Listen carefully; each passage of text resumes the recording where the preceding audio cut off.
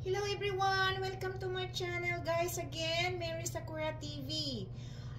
Ang lulutuin ko po sa inyo ngayon, tuturo ko sa inyo kasi malamig na ngayon. Sa ang uso ngayon dito na naman is kahit sa Japan, hot pot, nabe. Chicken nabe. Yan, mushroom, onion, spring onion, carrots, cabbage, Chinese cabbage ba to? Ewan ko sa Pilipinas. And tofu, and spinach. So ngayon, ang chicken natin is yung chicken wings. Pakaluan nyo na guys. Tsaka lagyan nyo ng, pagpakaluan nyo ng isang beses, pakuluan nyo ng luya at tsaka yung itong dahon nito. Yan. Para mawala ang langsa at malambot na siya. Okay? Ngayon, i-prepared natin, napakuluan ko na to siya, hiwa-hiwain ko na lang siya. Okay?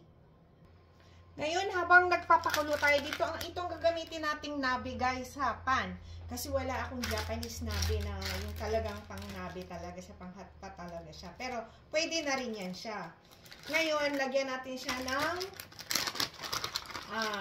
Japanese kombo. Kombo, yan. Mga 3 hiwa. Dito ko to nabili sa Asian store. Yan. And, dagdagan ko siya ng Japanese dashi. Hondashi. Pakukuluan mo muna siya yan guys. Ang tubig niya is 5 to 6 cups. Yan. And laglagyan ko siya ng bonito. Japanese dashi. And pakukuluan nyo siya.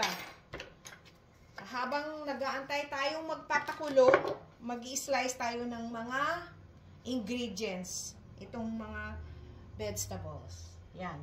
Makukulo na yan siya. Hintayin yung kumulo guys, ha? Bago nating ilagay ang mga gulay. Okay?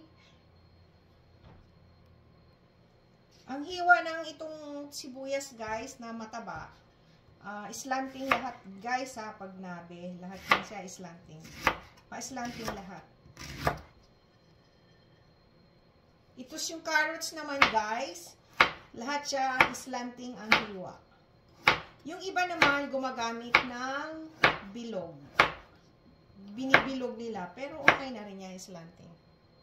Itong mushroom naman, diretso lang. Kasi masyado siyang malaki. So hatiin natin siya sa 4.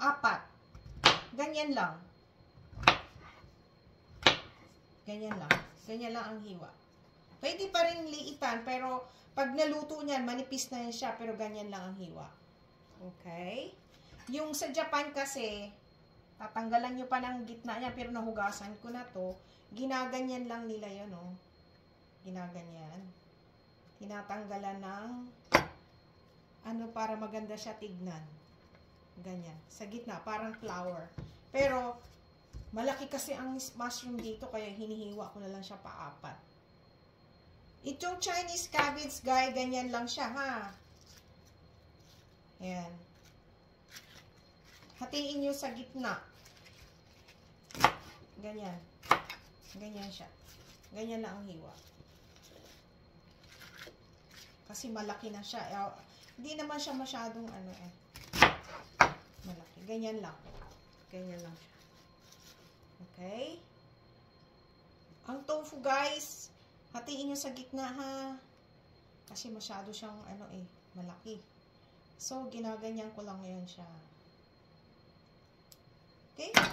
Ganyan ang hiwa ng tofu.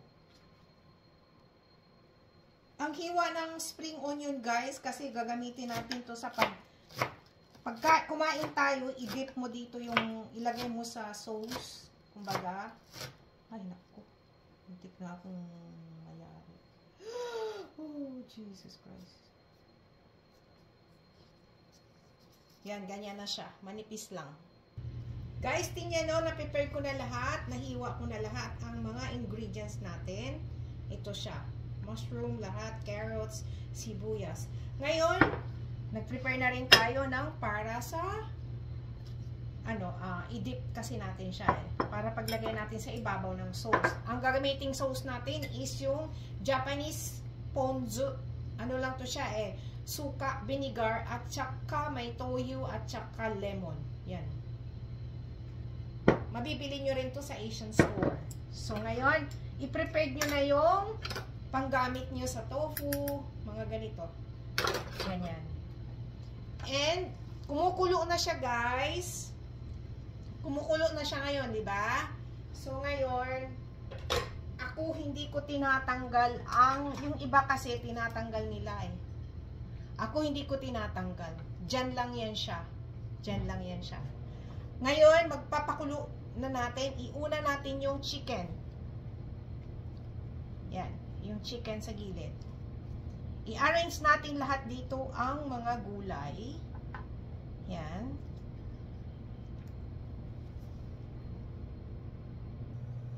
Guys, ito na. Tignan nyo. Tignan nyo. Ganyan ang pag-arrange niyan. Tignan nyo. Diba? Ganyan siya.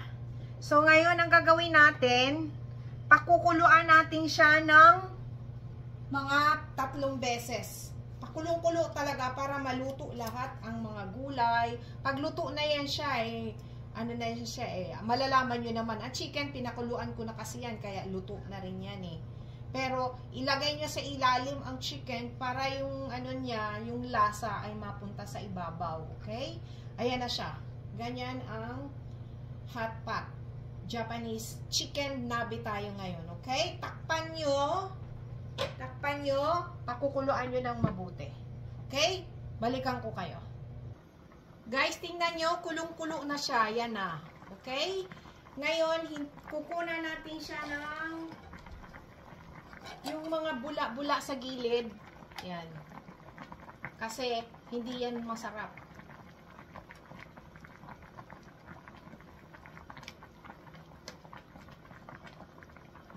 Yan. Ayan, konti pa lang.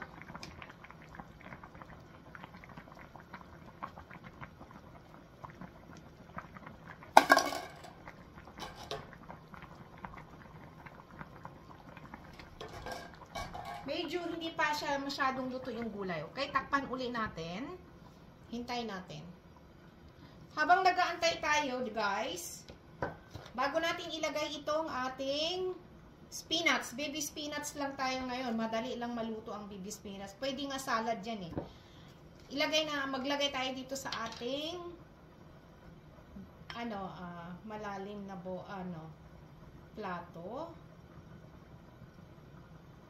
And, lagyan nyo ng ichimi. Ichimi to sili to Sili powder. And, lagyan natin ng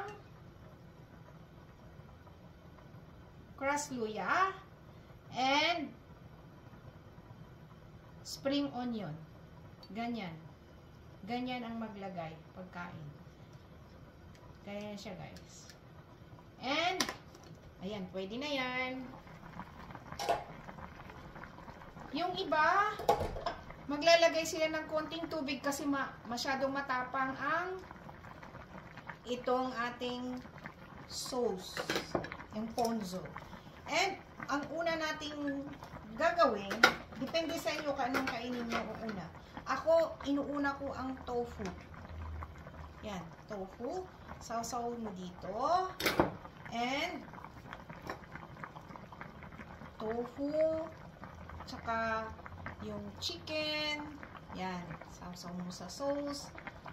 And, itong gulay. Chinese. Ayan, maano na siya, itong sibuyas. Spring onion. Yan. And, carrots. Yan. Tikman nyo. Ganyan ang pagkain. Yan, tikman ko ha.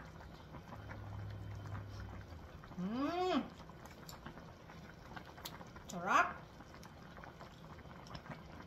Japanese nabe. Nako.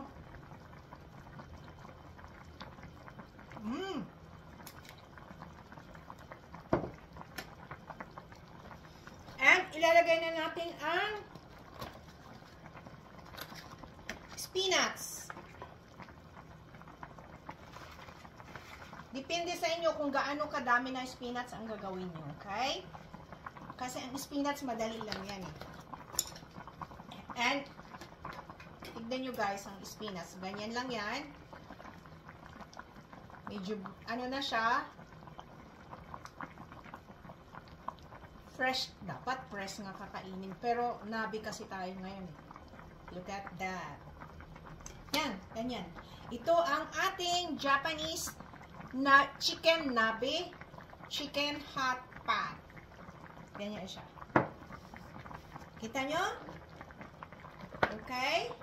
Ganyan ang pagkain Japanese style. Thank you for watching, guys. Please subscribe, like, and share. And i-click nyo na rin yung notification bell para palagi kayong updated sa aking mga bagong video. Bye! God bless all!